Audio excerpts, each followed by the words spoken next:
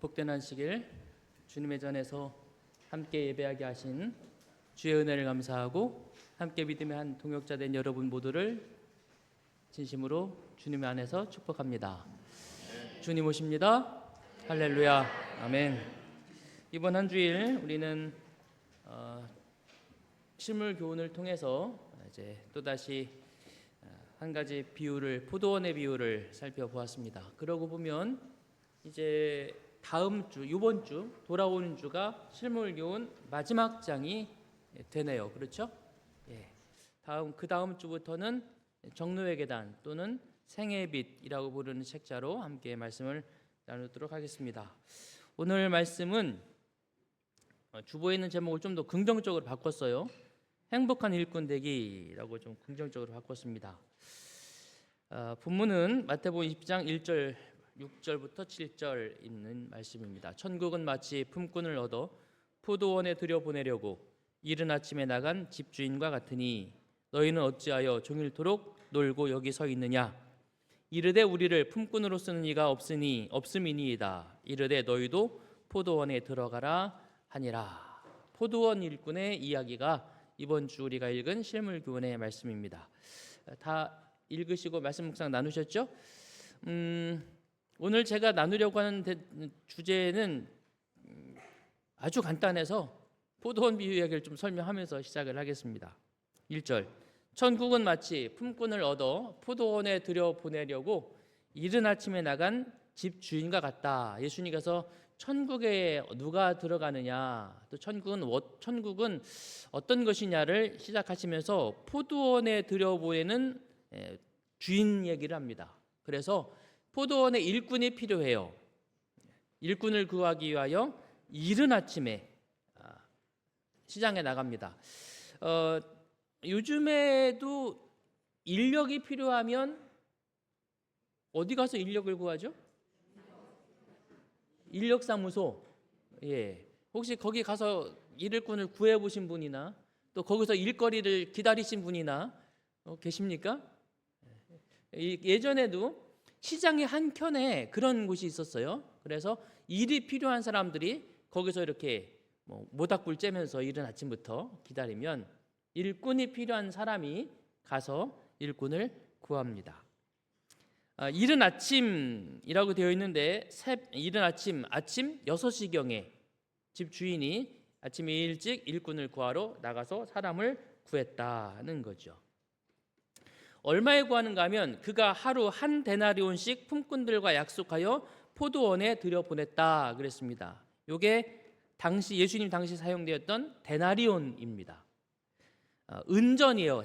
가장 작은 단위의 은전이고 이것이 당시 하루 일한 사람들에게 주어지는 일반적 임금 일당이었습니다. 이게 얼마 정도 될까요? 얼마? 이게 사실 성경에 나오는 성경 시대의 화폐 가치를 오늘날의 가치로 얼마로 이해하느냐라고 하는 게 그렇게 좀 쉬운 일은 아니에요. 왜냐하면 시대에 따라서 이 가격이 많이 달라지기 때문에. 그러나 여러분 이해하기 쉽게 좀 말씀드리면 이게 하루 임금이었으니까, 하루 일당이었으니까 요즘 하루 일당 얼마?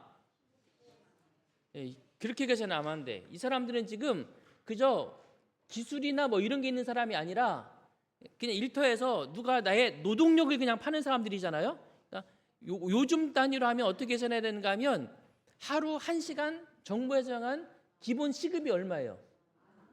예, 하루 기본 시급이 10,000원이 넘어요.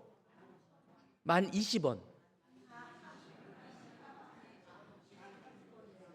그러면은 보통 하루 8시간 일을 한다고 치면 하루 일당이 얼마? 8160원입니다.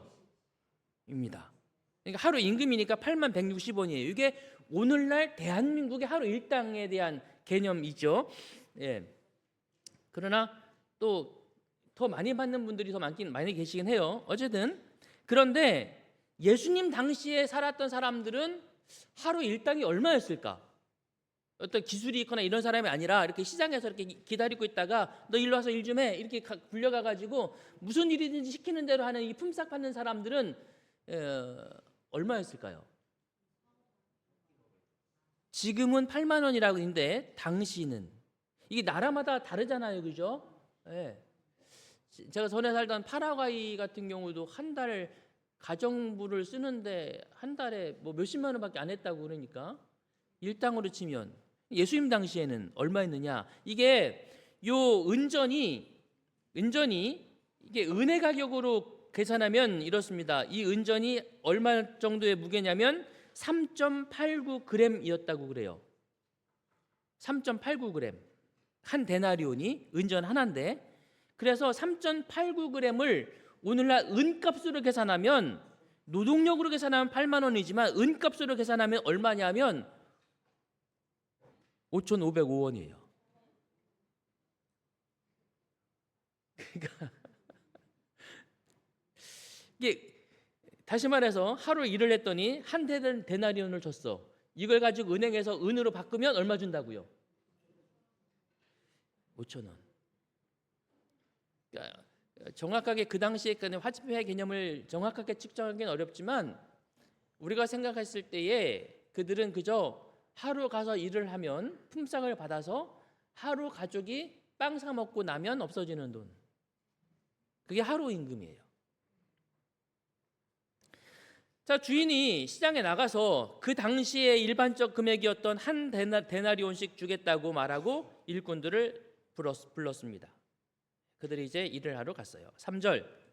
또 제3시에 나가보니 장터에 널고 서 있는 사람들이 또 있어요. 이게 주인이 일꾼을 불렀어요. 가서 새벽같이 가서 일꾼을 불렀으면 그날 내가 이 일을 마치려면 몇 명이 필요하겠구나를 가늠하고 가서 불렀을 것이고 충분히 필요한 사람들을 구했겠죠.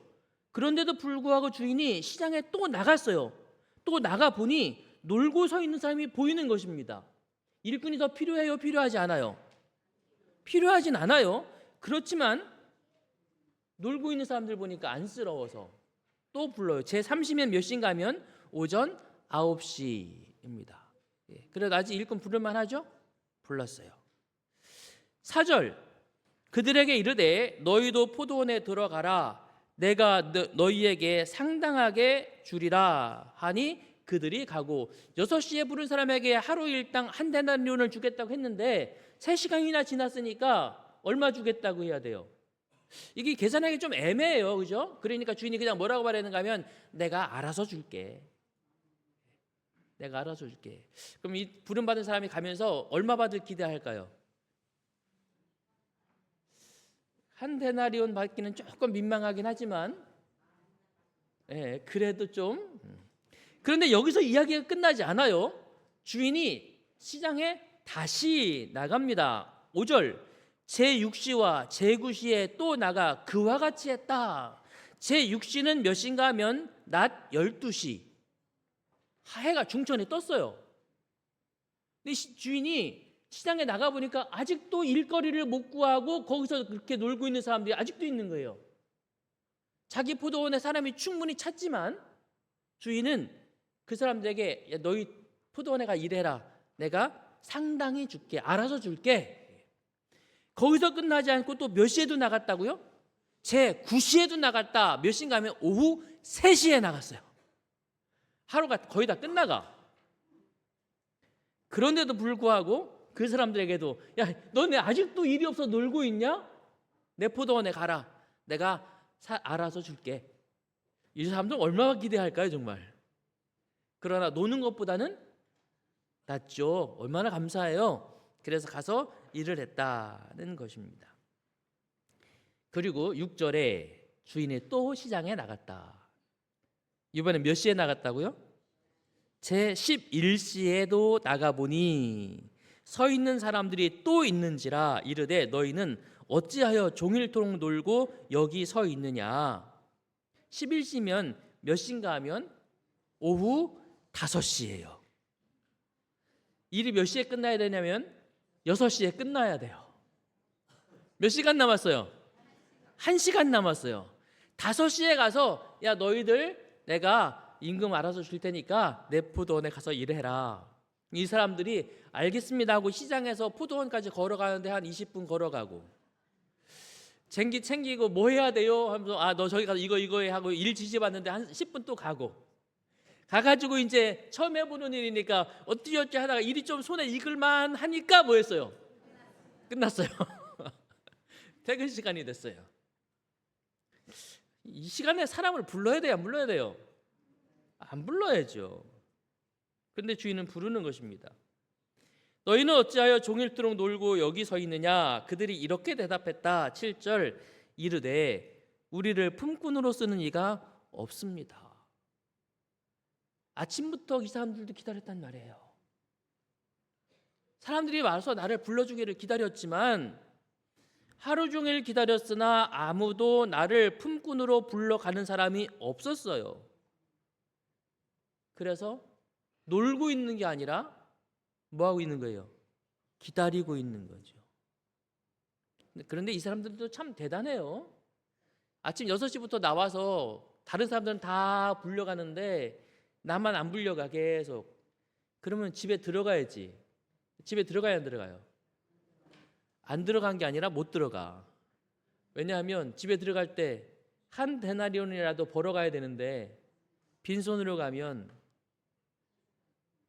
차라리 잠자기 직전에 들어가서 바로 자는 게 낫지. 바가지를 어떻게 견딜 거야 그거를.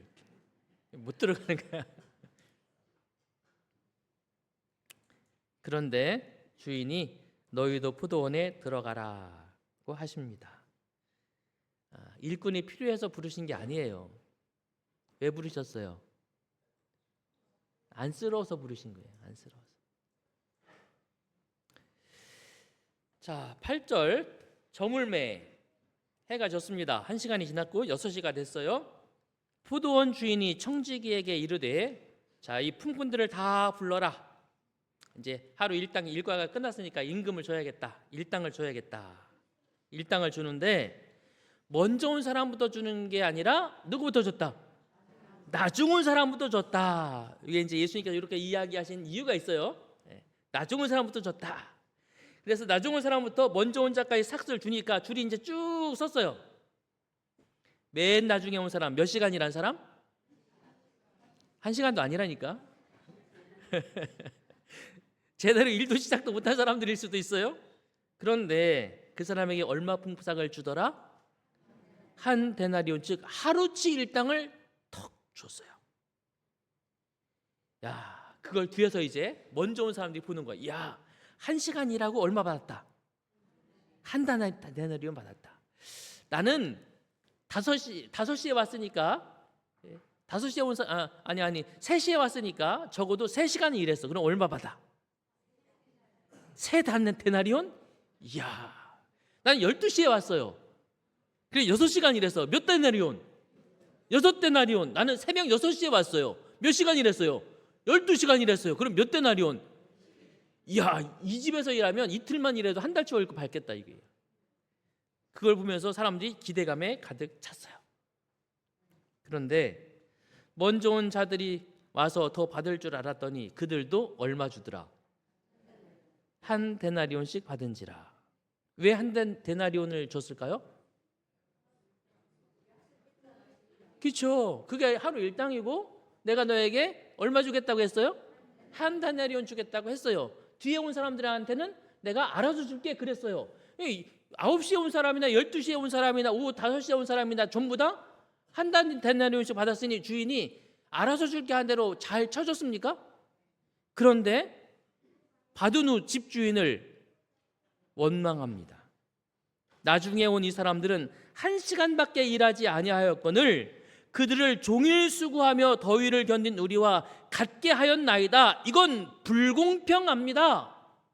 1시간 일했을 때 한 데나리온을 주셨으면 12시간을 일했으면 12데나리온을 주는 것이 공평하지 않습니까? 왜 당신은 공평하게 하지 않습니까? 왜 나에게도 한 데나리온밖에 안 줍니까? 라고 화를 냈어요. 이 사람을 화내는 게 여러분 당연해요? 당연하지 않아요?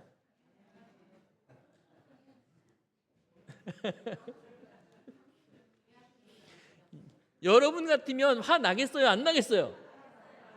왜 나요? 한 달이면 월급 한 대로밖에 일당 한 대로밖에 약속하고 들어왔잖아. 아, 계약서 때문이 아니라, 약속 때문이 아니라 괜히 내가 지금 뭐 하기 시작해요? 배가 아파.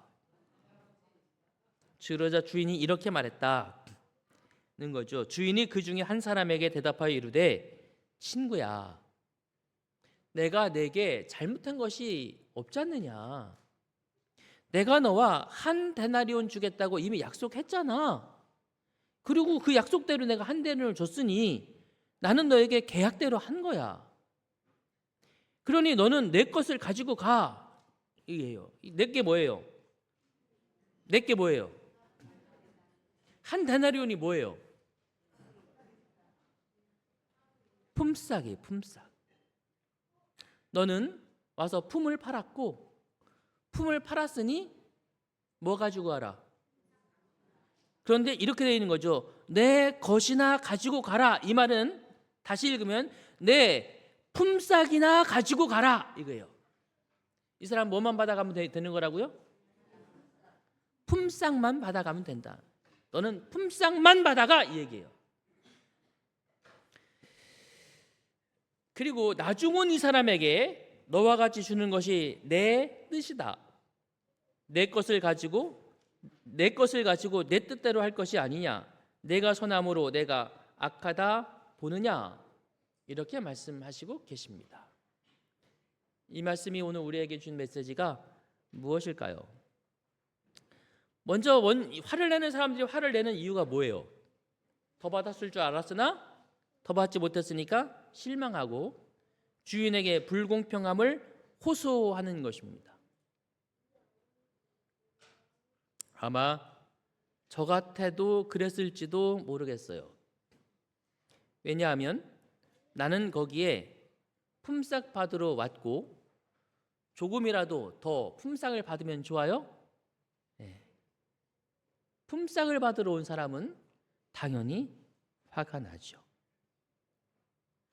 그런데 여러분, 오늘 여기 등장한 이 사람들, 아침 6시에 온 사람들, 낮에 온 사람들, 저녁 다 돼서 온 사람, 누가 제일 복 받은 사람일까요?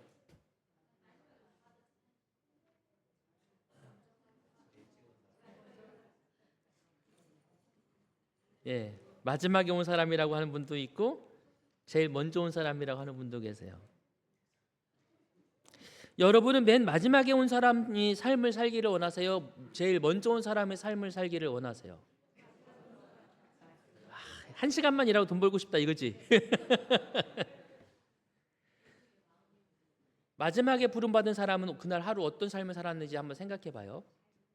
몇 시부터 왔다고요, 시장에? 새벽 6시부터 인력 시장이 열리니까 그 전에 왔어요. 사람들이 불려가요. 그런데 나는 안 불러가요. 왜 안 불러갈까요?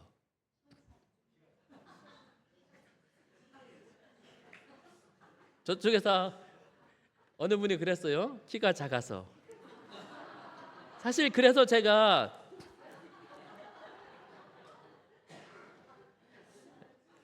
챗GPT에게 인공지능한테 그림을 그려줘라고 말하면서 맨 마지막에 온 사람은 키 작게 그려줘 그랬더니 저렇게 그려준 거예요.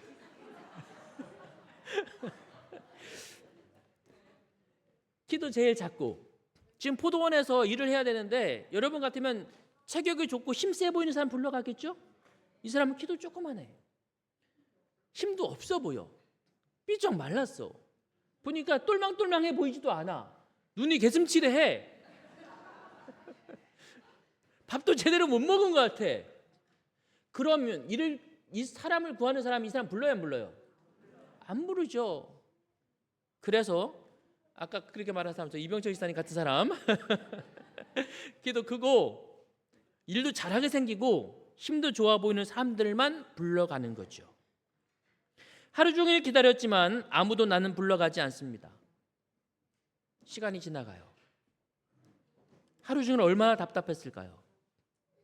집에 있는 아내, 사랑하는 아이들, 내가 오늘 가서 일을 해야 한 데나리온이라도 벌어서 그들에게 밥을 사주고 생계를 이어갈 텐데 하루가 불안했고 두려웠어요. 불안과 절망 가운데 그날 온종일을 보내야만 했던 사람입니다. 그래서 5시가 다 돼가도록 집에 가지 못했어요. 이 사람의 하루는 행복했어요, 불행했어요? 참 불행했던 사람입니다. 그러나 아침 6시에 불려간 사람은 반면 어떤 사람들이에요? 건강하고 씩씩하고 똘똘하고 일 잘하고 그런 사람이에요. 여러분은 기도 작고 일도 못하고 삐쩍 마르고 힘도 없고 그런 사람 되고 싶다고요? 아까 그랬어요. 건강하고 힘도 좋고 활기 있는 그런 사람 되고 싶지 않으세요? 그런 사람이에요. 아침 일찍 불려갔습니다. 그리고 아침 일찍부터 약속을 받았어요. 내가 오늘 너에게 하루 일당 줄게. 이 사람 일하면서 얼마나 신났을까요? 그렇죠? 역시 나는 괜찮은 사람이야.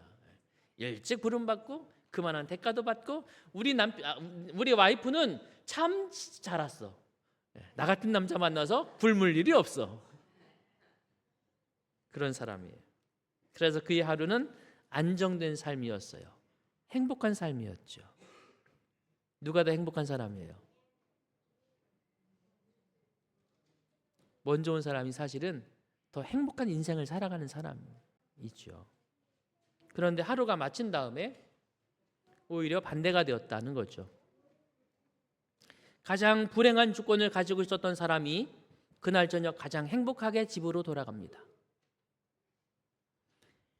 하루 일당을 충분히 받았고 내일도 건강하게 일할 수 있는 가장 완벽한 조건을 가지고 있었던 사람이 그날 저녁 가장 불행한 사람이 됐습니다. 이유가 뭐예요?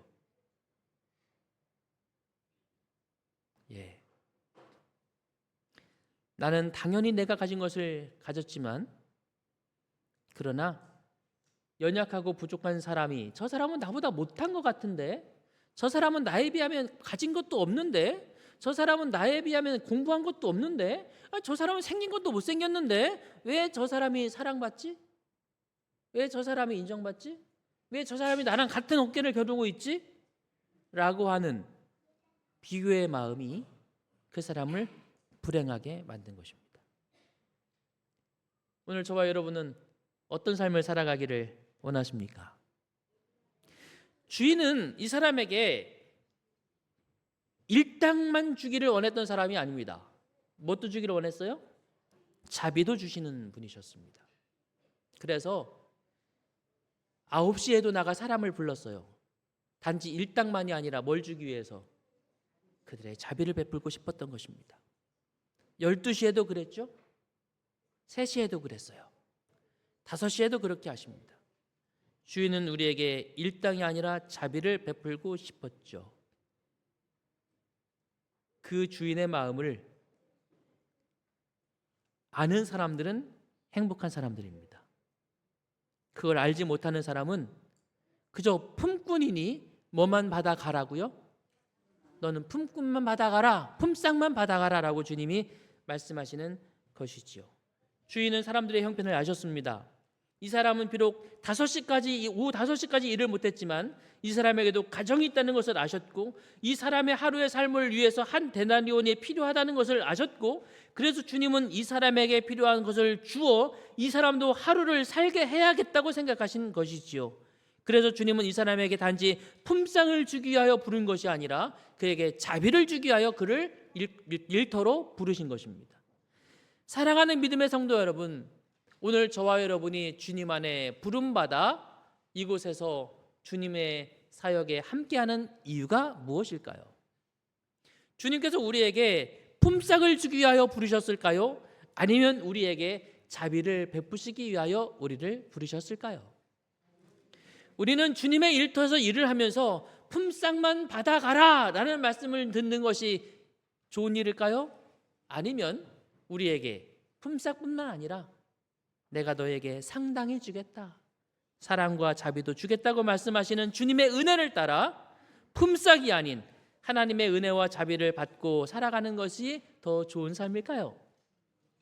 사랑하는 믿음의 성도 여러분, 오늘 우리가 품삯이 아닌 주님의 은혜와 자비를 받는 하나님의 일꾼들이 되시게 되기를 간절히 바랍니다.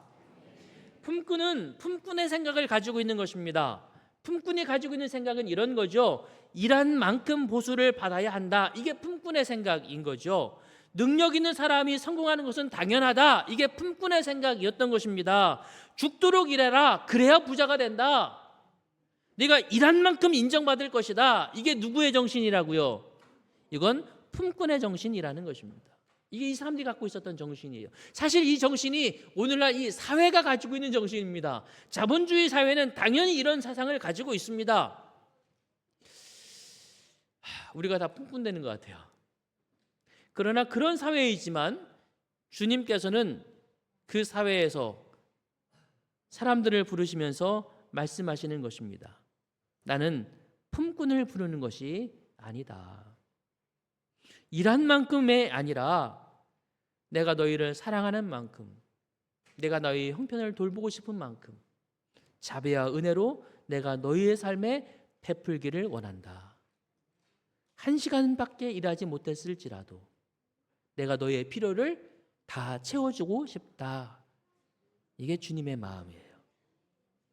오늘 이 한 해 동안 주님의 사역을 위해서 함께 일하는 여러분 모두에게 하나님의 이와 같은 은혜가 같이 하실 줄 믿습니다.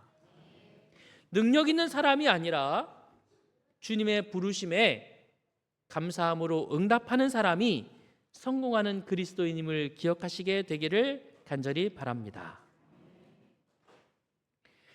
이 정신은 품꾼의 정신이기 때문이다.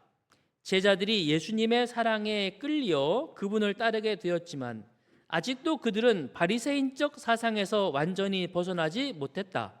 그들은 아직도 저희의 수고에 합당한 보수를 받으리라는 생각으로 일했다.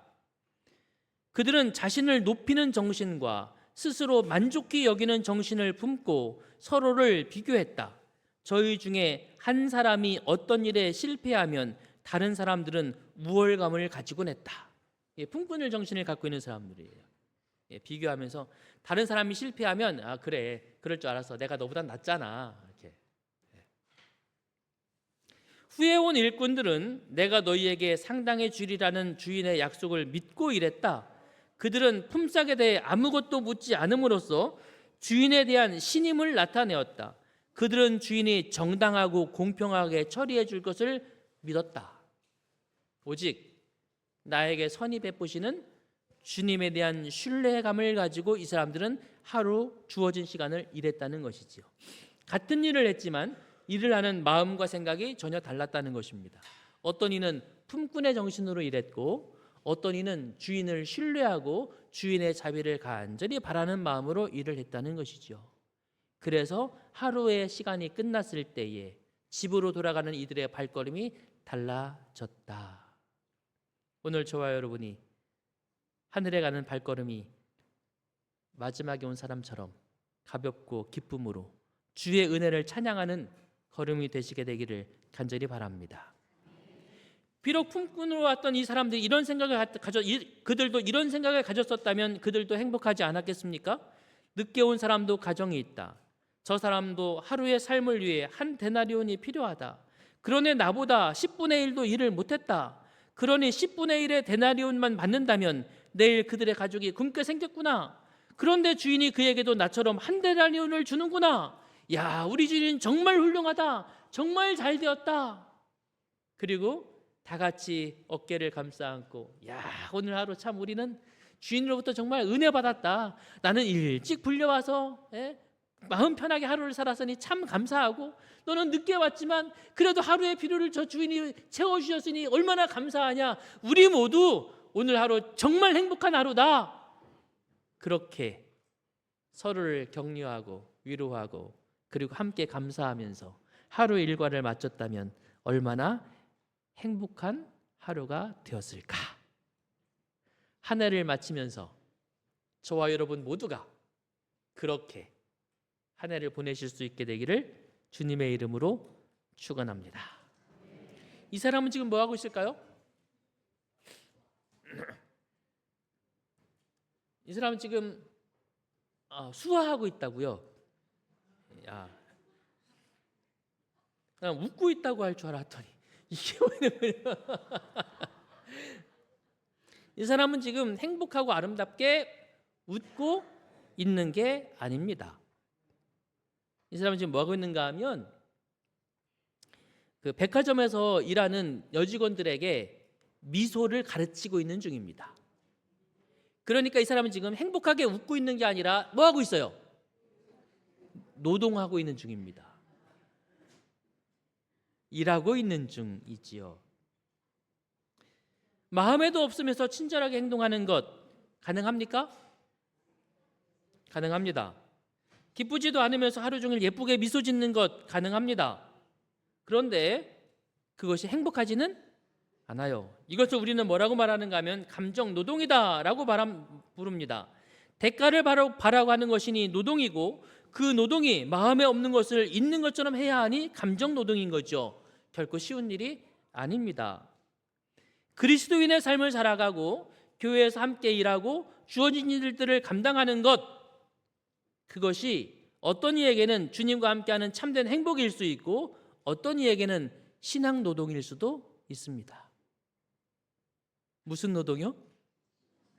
신앙 노동일 수도 있어요. 저는 이제 거의 36년째 이제 신앙 노동을 그렇게 살아갈 수 있어요. 사랑하는 믿음의 성도 여러분, 신앙 노동이 아닌 주님과 함께 기뻐하고 행복한 삶이 저와 여러분들이 각자의 자리에서 주님의 부름을 따라 섬기며 살아가는 시간들이 되시기를 주님의 이름으로 축복합니다. 이번 주에 읽은 말씀 마지막으로 읽으면서 오늘 말씀을 마무리하려고 합니다. 하나님께서 가치 있게 보시는 것은 우리가 한 일의 양이나 눈에 보이는 결과가 아니라 그 일을 한 정신, 마음이다. 11시에 포도원에 들어온 자들은 저희가 일할 기회를 얻게 된 것에 대해 감사하는 마음을 가졌다. 저희 마음은 그들을 일꾼으로 불러주신 주인에 대한 감사로 가득 차 있었다. 그리고 저녁이 되어 집주인이 그들에게 하루의 품삯을 지불해 주는 것을 보고 그들은 매우 놀랐다. 그들은 그만한 품삯을 받을 만한 만큼 일하지 못한 것을 알고 있었다. 포도원 주인의 모습에 나타나 있는 친절함이 그들을 매우 기쁘게 해줬다. 그들은 집주인의 인자함과 저희가 받은 후한 보수를 도무지 잊을 수 없었다. 자기의 무가치함을 알면서 11시에 주의 포도원에 들어간 죄인도 그러했다. 그가 일한 시간이 너무도 짧았기 때문에 품삯을 받을 자격이 없다고 생각했다. 그러나 그는 하나님께서 자기를 받아주셨기 때문에 그의 마음에 기쁨이 충만했다. 그는 그리스도와 동역자가 된 특권을 감사히 생각하고 겸손한 마음으로 하나님을 의지하면서 열심히 일했다. 그 다음 마지막 문장 같이 읽어볼까요? 시작. 이러한 정신이야말로 하나님께서 높이기를 기뻐하시는 정신이다. 신앙 노동이 아니라 주님과 함께 행복하게 일생을 살아온 것에 대해서 감사합니다. 이 한 해도 주님과 함께 행복하게 살아가는 저와 여러분 되시기를 바라면서 말씀을 드리겠습니다.